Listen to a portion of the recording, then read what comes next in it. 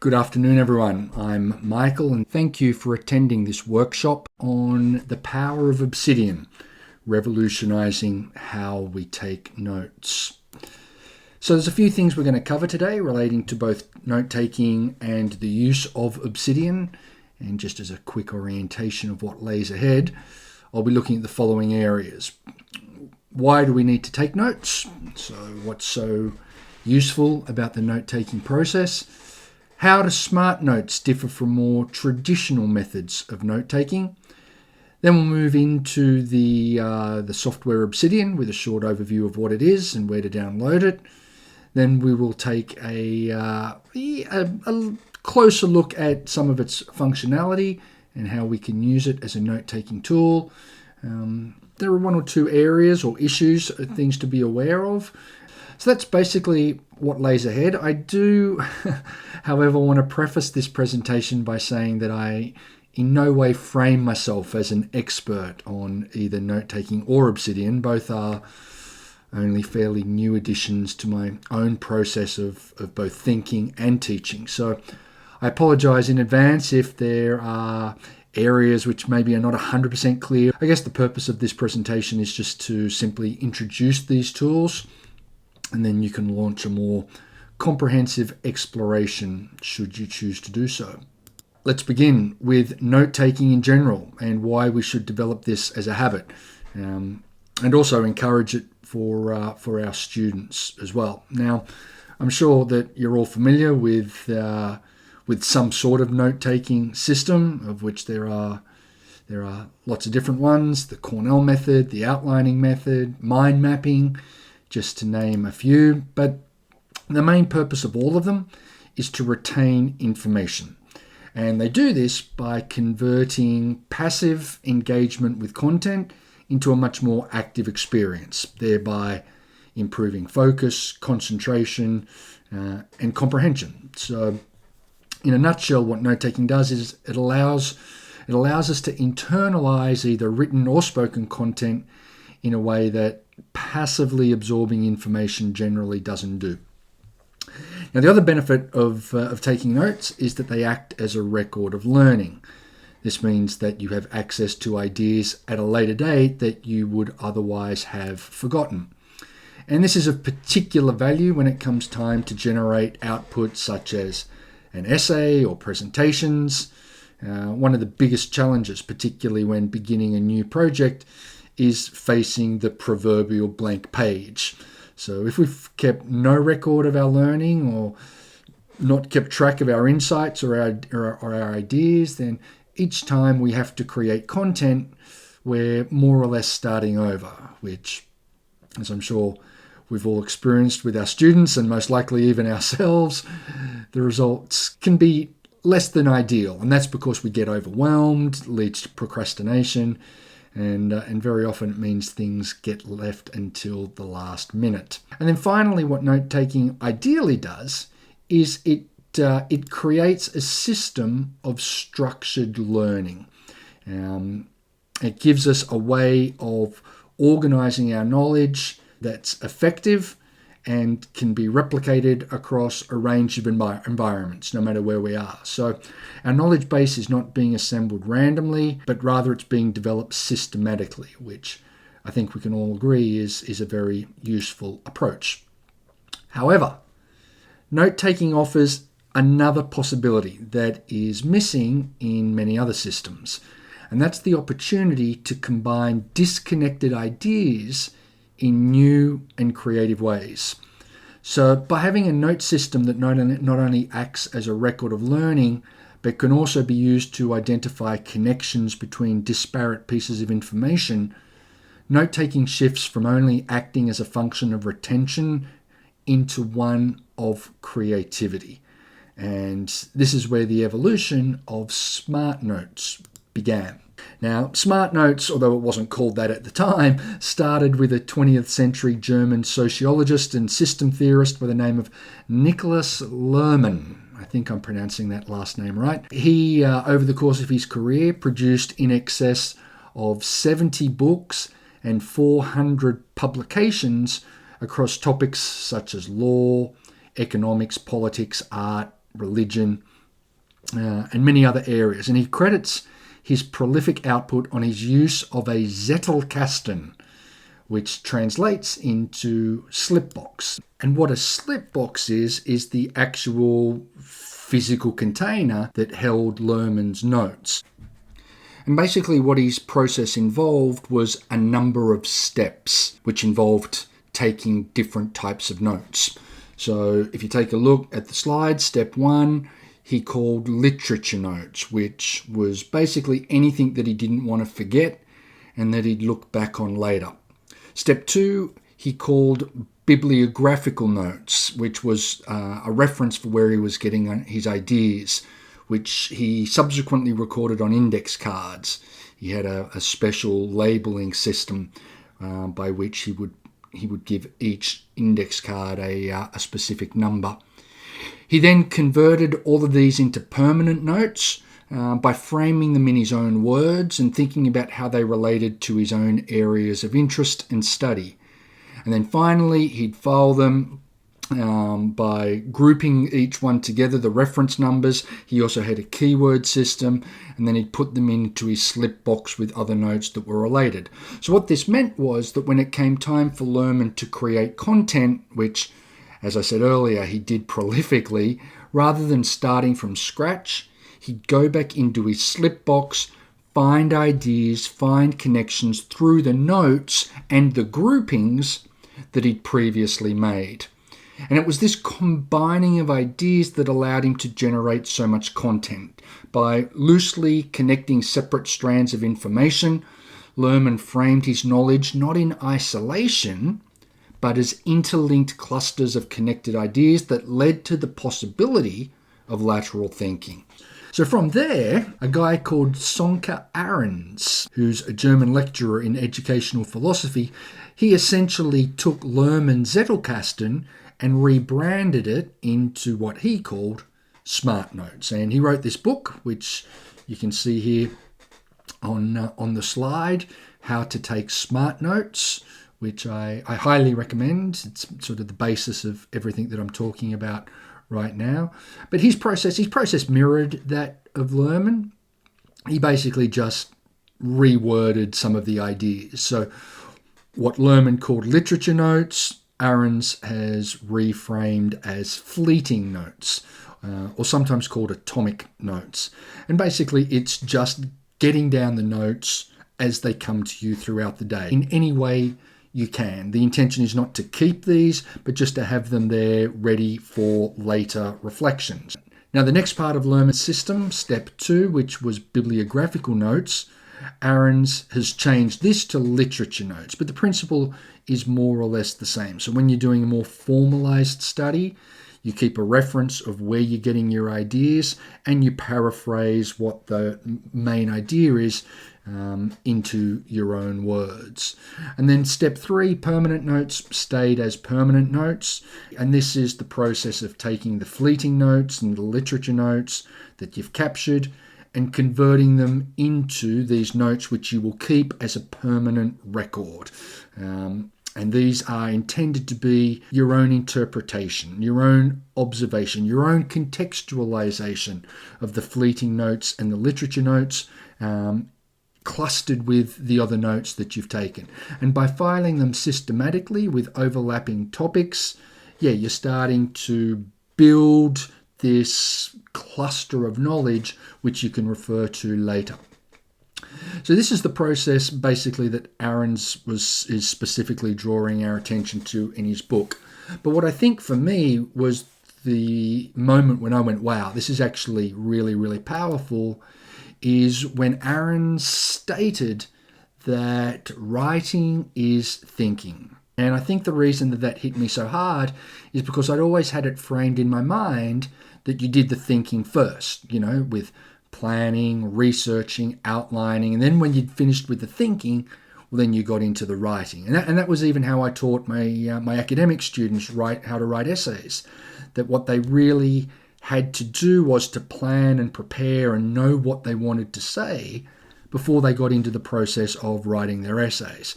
However, what I've since come to realize is that this isn't the way it unfolds, is that even after we've prepared, even after we've made an outline, even after we've researched, it isn't until we actually sit down to write that we can clarify our thinking process.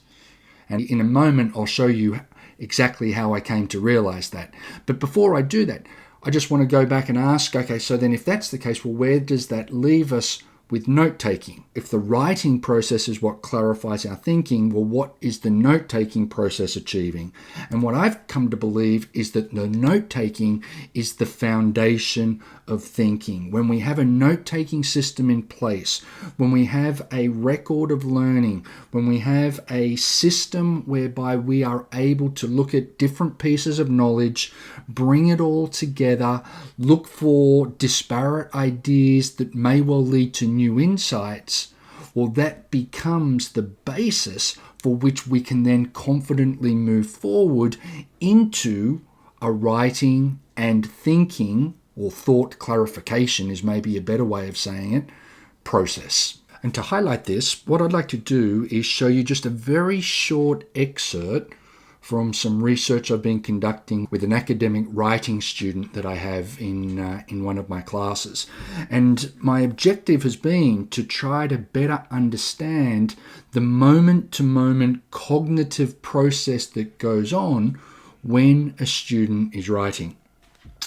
And the way that I've done that is I've been using a protocol called a Think Aloud protocol, which basically means that as the student is writing, they are verbalizing their mental processing at the same time. It's a little tricky. It takes some time for the student to get the hang of it, but once they do, it tends to become quite automated.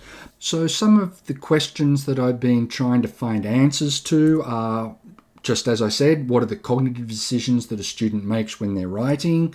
How does the use of a plan, which is what I've currently got up on the slide here, how does the use of a plan aid the writing process? When is the student trying to generate ideas as opposed to when are they trying to generate text?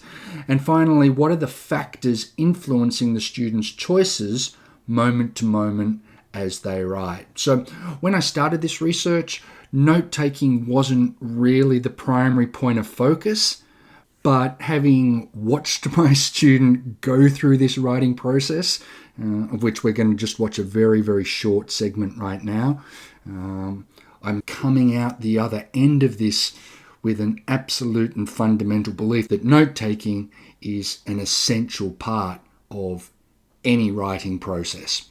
So let's take a look, and we'll come back and have an analysis of what we've watched at the end. Brain training.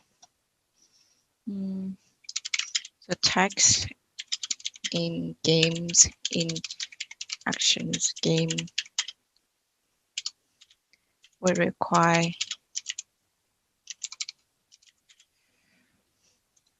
high concentrations, fast information tweeting. Yeah.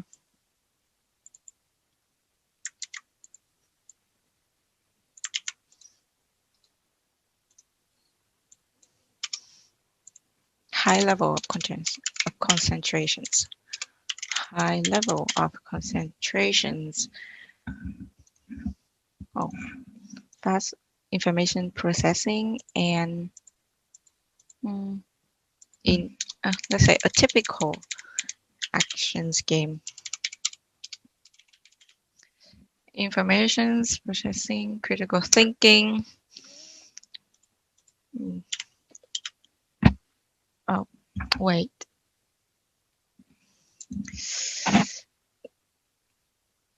If a non-gamers read my essay, would they understand what is actions game? Let's say first, I think I need to have a what is actions game?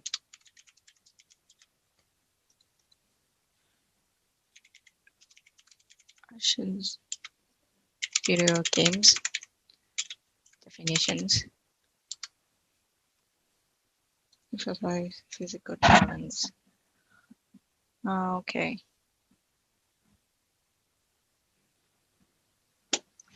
How would I define actions game? Action videos game. Actions video game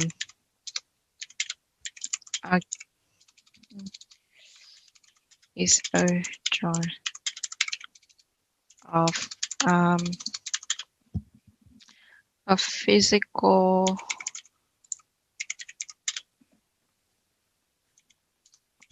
challenge.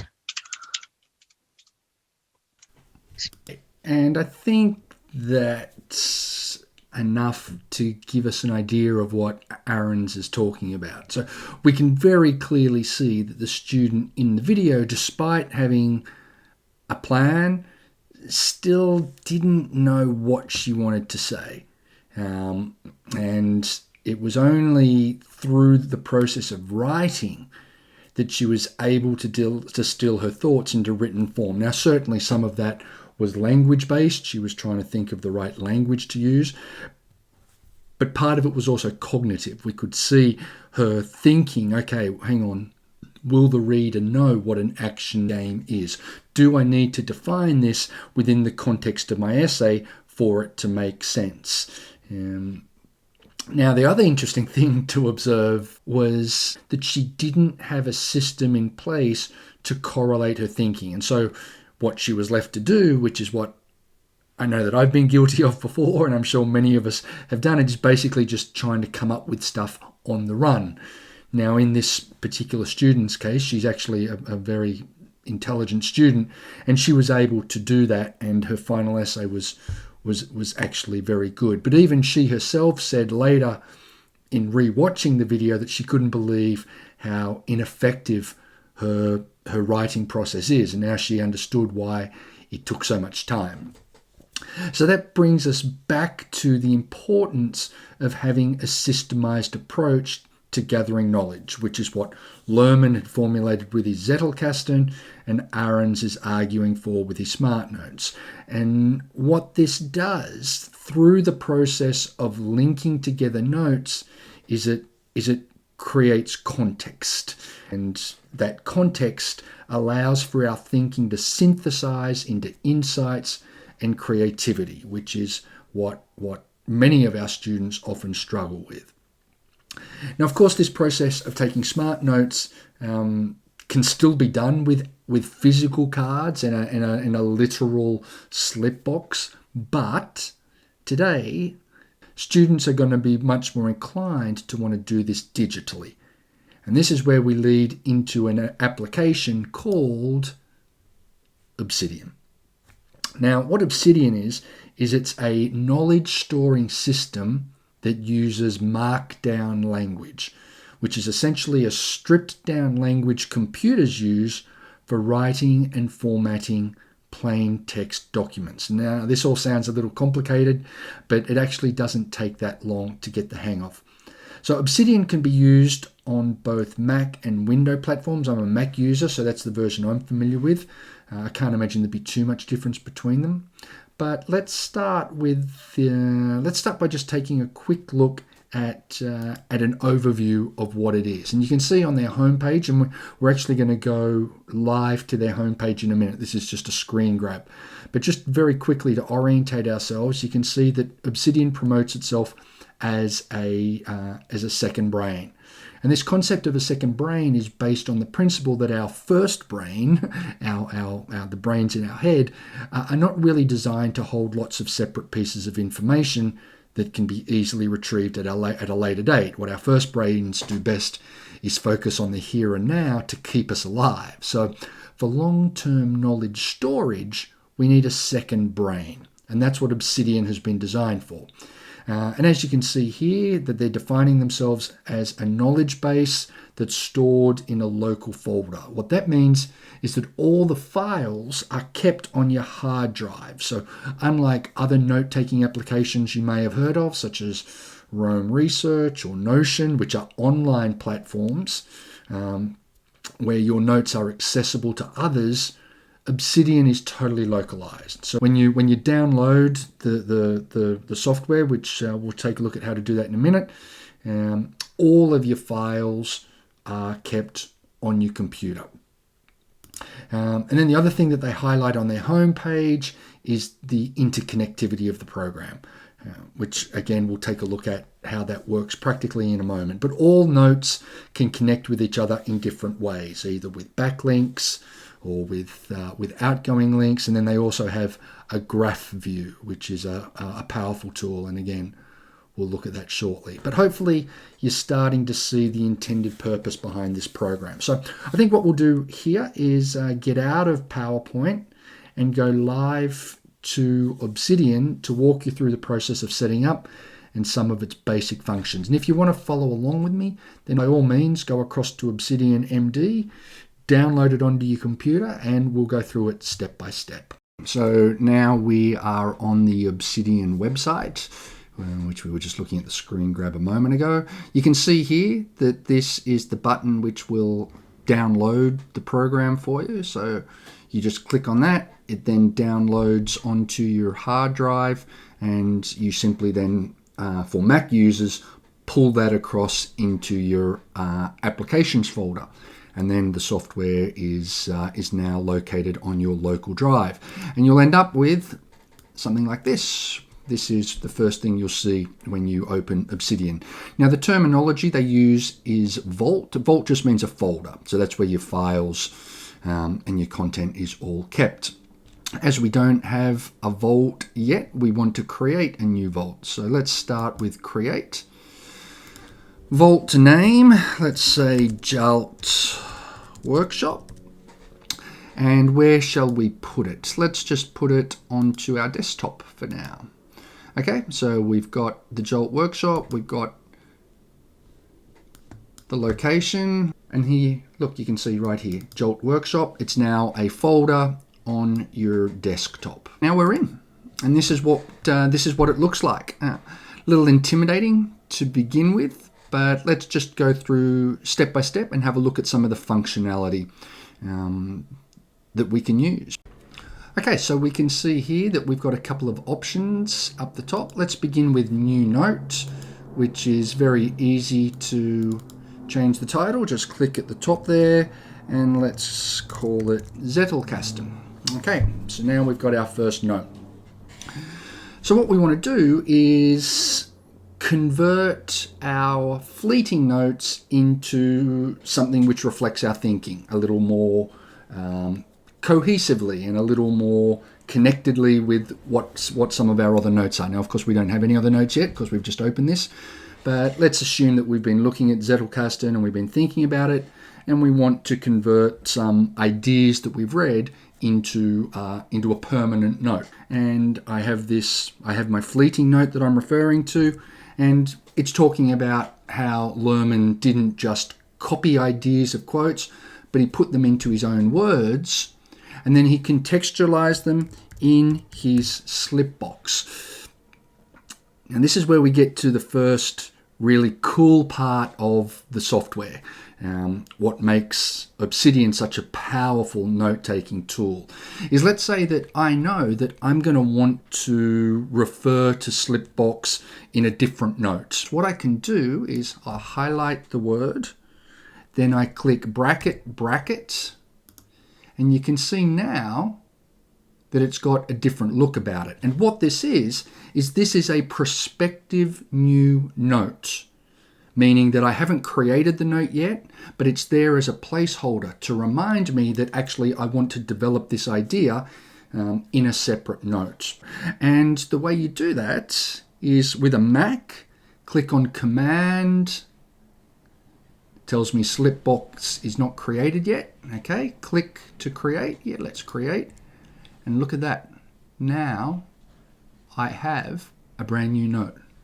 And just to create a little bit of context, if we go back to our desktop, you can see that here the two files have been stored under the Jolt Workshop folder, or Vault, as it's labeled in Obsidian. So that's more or less how it's unfolding in terms of the creation. And hopefully you're starting to now get an idea of what this looks like in terms of building up a series of notes.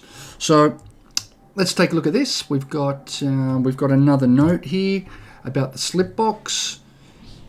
uses permanent notes. Okay, so let's say again I have this idea of, okay, permanent notes is another one that I would like to develop. I insert the double brackets, and again I don't have to go back to that. Like, I can be working on this particular note and be like, okay, permanent notes is something that I want to revisit later, but I'm not quite sure how I want to go about that. So it just stays there, kind of like a placeholder. But when you're ready, we can open this, and now here we have our personal notes page. And again, so I have some thoughts maybe on permanent notes. I can include these here. And now you can see that we've got these series of interlinked notes.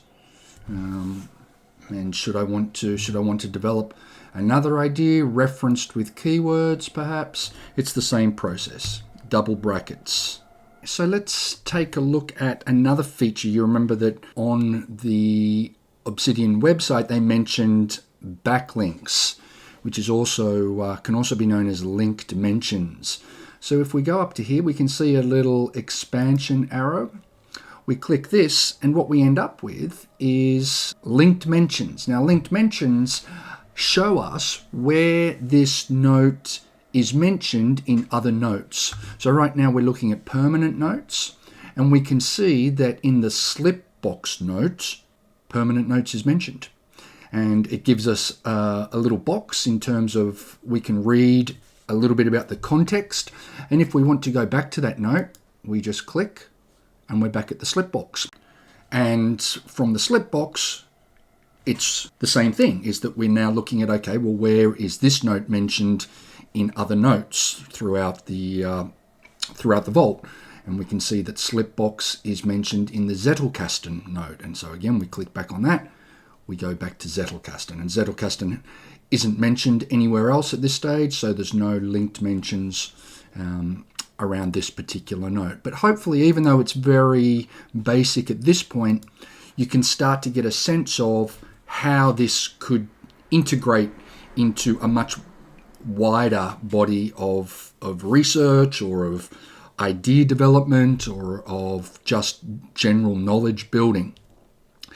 Now, there's another tool that I would like to show you, and which is very useful, is the graph tool. Now, what the graph does is gives you a visual representation of the interconnectivity of the notes, which is quite useful. Again, at this stage, we've only got a couple of notes here that have been created, but you can already see that this could prove to be quite a useful tool when you start to develop a much wider range of notes and you're looking for how they connect.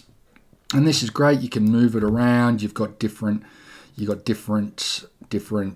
ways of viewing it. So it's there's lots of things there to play around with. But let's say, so right now we've got this, okay, we can close this down. So right now Zettelkasten connects to Slipbox, connects to permanent notes, connects to referenced with keywords. Let's say, okay, we want to go back to permanent notes. Now, something else which I didn't show you was the way that you can connect notes is you don't have to make a brand new note. You can also connect to previously created notes. And it's the same process. Double click on brackets and look, you get a list here of all of the notes that are available. So let's say that I want to include Zettelkasten here in permanent notes. I click on that and it takes me straight back to Zettelkasten. And now if we take a look, Zettelkasten is mentioned with permanent notes. So that connects there nicely. If we go back to the graph view, we can now see, look, Zettelkasten is now connected to permanent notes and Slipbox. Nice little triangle there. But it's giving us a visual representation of how all these notes connect. The other thing that we now need to look at, I think, is the use of markdown language, which is what I spoke about a little bit earlier in terms of the way that Obsidian functions, which does take a little bit of time to get used to, but let's go through and just take a look at some of the basic markdown language choices that will help you get started at least. Markdown language. Okay, so we already actually know one part of the Markdown language that we looked at when we were creating the notes, and that's how to develop linked notes. And you'll remember that I told you, so let's say linked notes. And you remember that I told you that the way you do that is by pressing on bracket, bracket. And then that creates the possibility to link a note. So let's say we've got these ones that we've already created here. I want to go to Zettelkasten. Oh, great. And so now I have this linked note to Zettelkasten, which when I press on that, actually brings up a little box and shows me what's in the Zettelkasten note.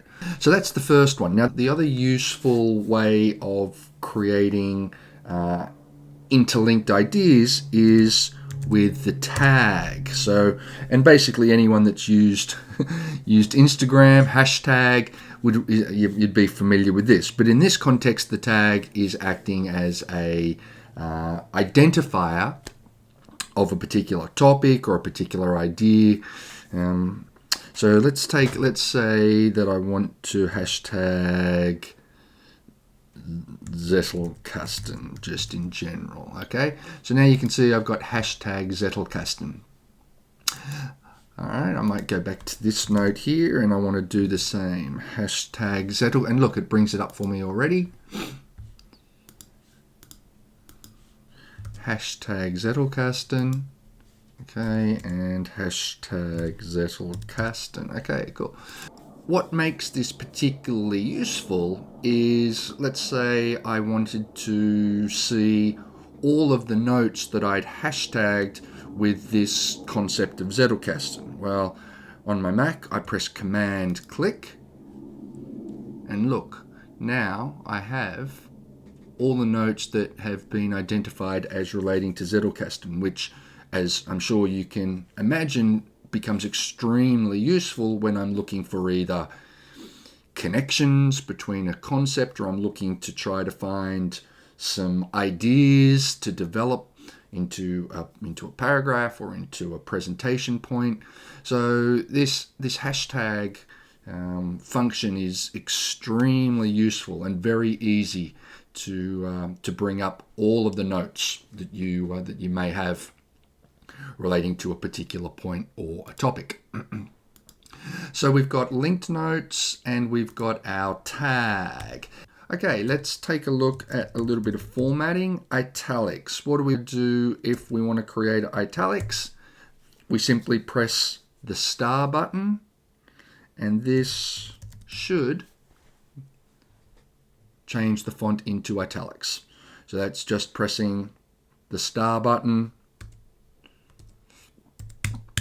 Then if we want bold, it's press the star button twice, and that should give us bold. And again, you press the star button twice to end it. All right, if we want to create a list, lists are very easy. Just press the dash key and list item 1, press it again, list item 2, and so on. So listing is very easy. And then you just hit return twice when you want to get out of that. And probably the only other useful one, which we have time to look at right now, is creating headers. Now, headers come in H1, which is your main header, H2, H3, H4, and so on. So the way you do that is with the asterisk button, which if you leave it just as that, brings up your tags. But if you press space, heading 1, that then becomes a heading. If you want a heading 2, press the space twice, heading 2, heading 3, and so forth. So you're hitting the asterisk key, leaving a space, and then that will give you the option to do the headings, to create different headings. So I think they're your main Markdown language. And just something that I forgot to mention before is you have a little button up here which gives you a preview, takes you out of Markdown and gives you a preview of what it looks like when it's properly formatted. So you do have the option of moving between the edits, where you're using the Markdown language to create the formatting, and then you can actually view it as a formatted document as well. So that's just up here. Okay, so let's go back to our edit. Oh, one other, sorry, I forgot to mention that with the list as well, you can also have a numbered list. You just click in the number there and you can see number 2, and you can see that that comes up as well as a numbered list. So instead of starting with the dash, just start with the number. Okay, let's hashtag this as Markdown language. So we've got another hashtag to identify that.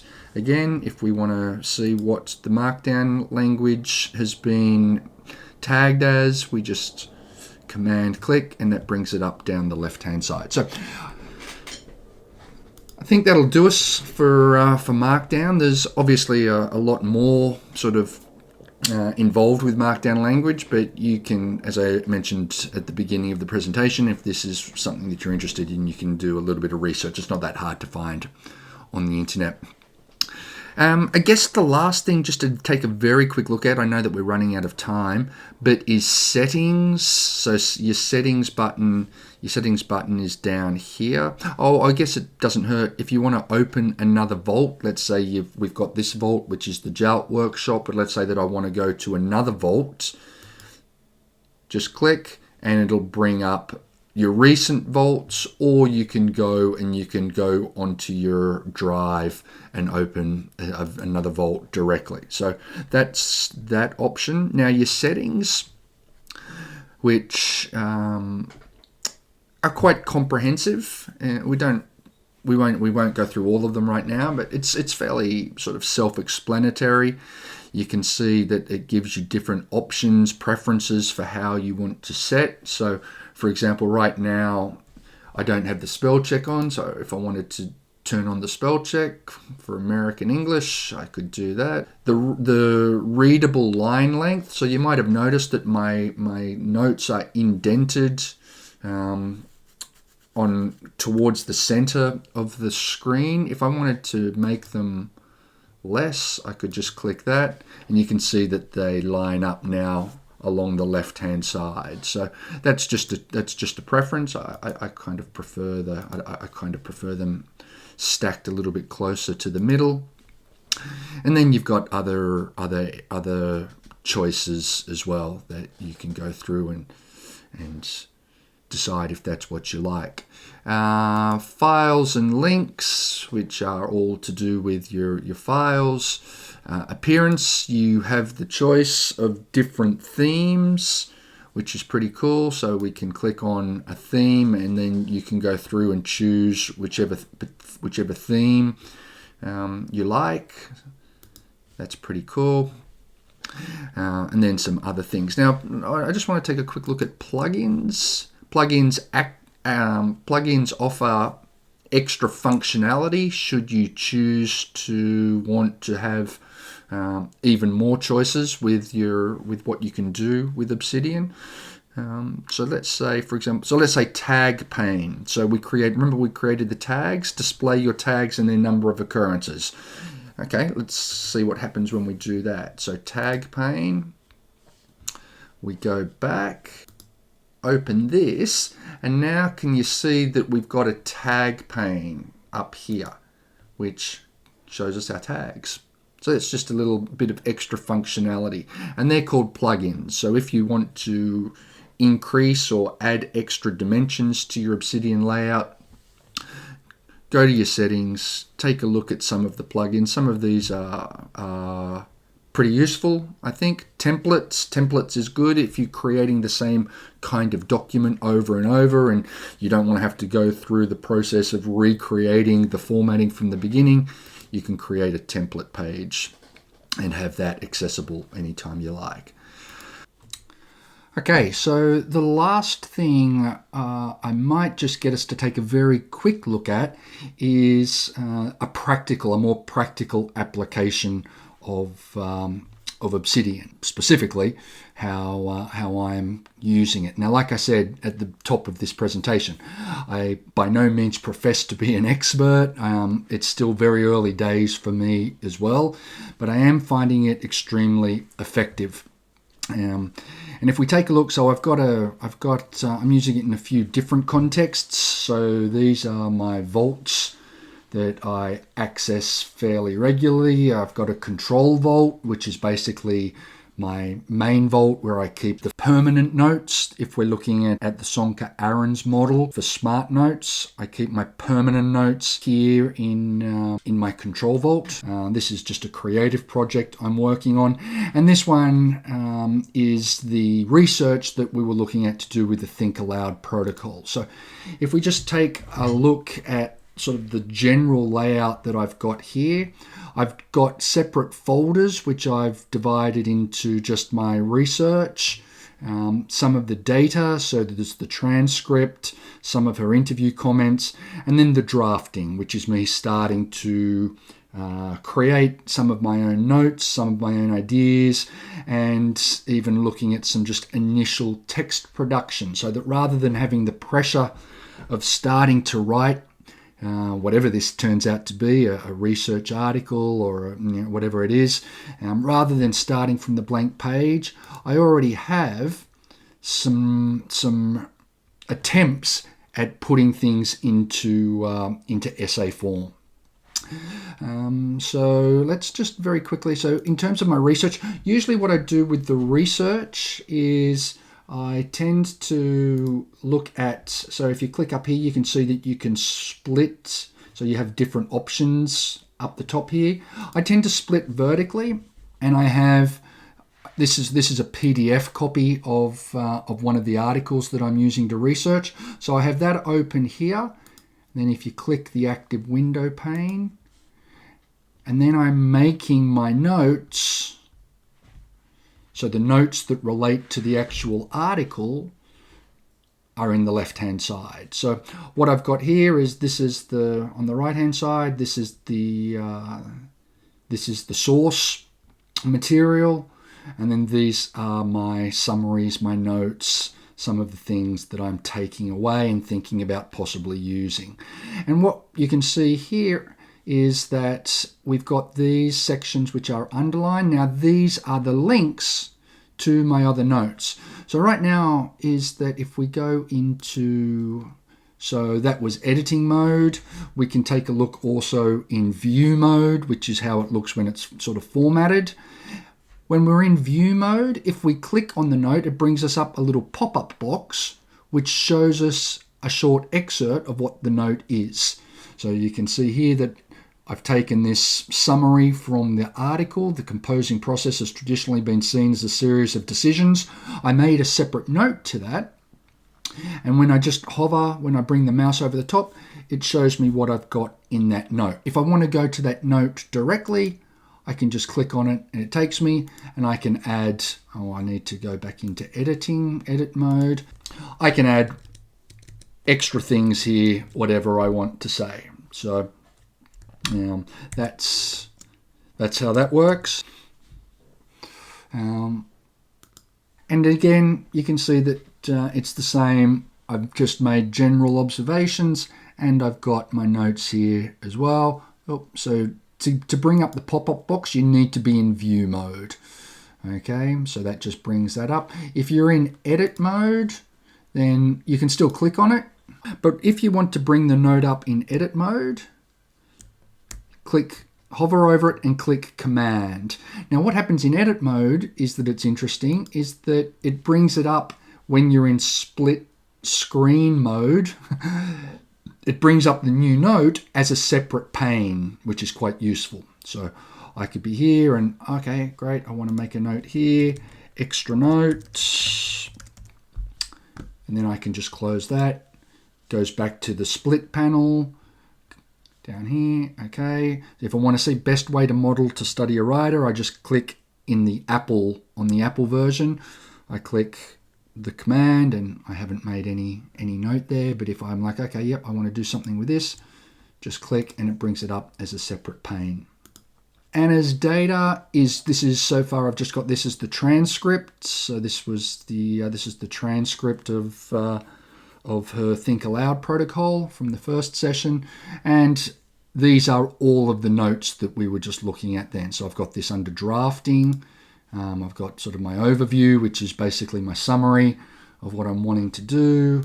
As I mentioned before, I've started to write some just paragraphs, some things which occur to me, just starting to try to get the writing process going. And then these are all of my notes, which I'm sort of been making along the way. If you wanted to, so let's get out of here. So just you click one of the panes closed to bring it back to a single pane. Here we've got the open graph view. And this shows us visually sort of the connections to the notes and where they relate to. So at this point, you can see that basically most of my notes are a summary of this top article of this Flower and Hayes' A Cognitive Process article. So most of the notes are connected to that. But once I get into some of these other papers, when I start to make some notes on these, this too will expand and become more complex. And it just gives you a nice visual to be able to look and look for, okay, so initial text production, process of being videoed helped. Okay, is there anything there? You know, you wouldn't think of any sort of connection between the initial text production and the process of being videoed. But if you were to start to look at it from different angles, one of the things that Anna said in her post-interview was that actually being videoed allowed her to get more clarity on her writing process. So who knows? Maybe having the students do this themselves, have their own Think Aloud protocol, could well be something that you could try implementing in your own class as a way of improving text production. Again, we don't know. Again, I'm just sort of looking for random connections, but that's part of what this is designed to do. It's what allows you to see new ideas that maybe you wouldn't really consider in an alternative context. Okay, I think that will just about do us for the practical, very brief overview of Obsidian. So just to wrap things up, a couple of drawbacks just to be aware of when it comes to using or implementing Obsidian. As I've mentioned a number of times now, it's a localized file-based program, which means all the files are kept on your hard drive. That means that they're not easily accessible on other devices. Now, you can share files through iCloud. Obsidian does allow that, but in terms of other platforms such as Google Drive or Dropbox, or having anything online that you might want to try to access on another device, it's not really compatible for that sort of use. So it does tend to, unless you've got a iCloud account, it does tend to be localized to just one computer.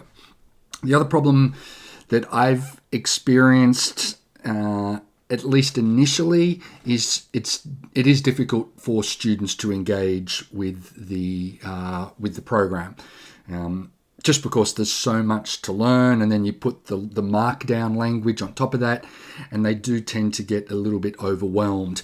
Now, I think that possibly that also has to do with the fact that I'm still not 100% confident with all of the different aspects of the program yet. So maybe if I become a little more committed to it, that will feed into the way the students engage with it.